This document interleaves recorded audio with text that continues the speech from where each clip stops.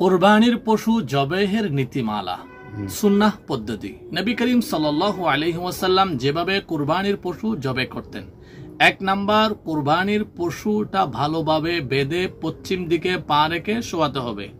2 number, মুখে দোয়া পাঠ করতে হবে।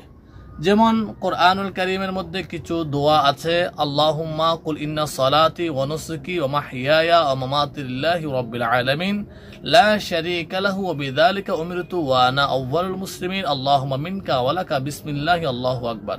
কেউ যদি পুরোটা উচ্চারণ করতে না পারে, সে শুধু বিসমিল্লাহি আল্লাহু আকবার বলে জবে করবে। 3 নাম্বার, জবেহের সময় গরুর যে খাদ্যনালী এবং শ্বাসনালী আছে, এই দুটো অবশ্যই কাটতে হবে। সর্বপ্রথম খাদ্যনালী, শ্বাসনালী যখন ছুরি দিয়ে আঘাত করবে, অর্থাৎ ছুরি দিয়ে জবে করবে, তখন গরু সেন্সলেস হয়ে যাবে, খুব সহজেই তার রূহ চলে যাবে।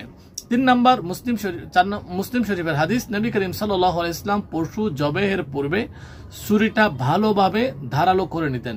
কোনো ধারহীন ছুরি দিয়ে গরু জবে করা যাবে না।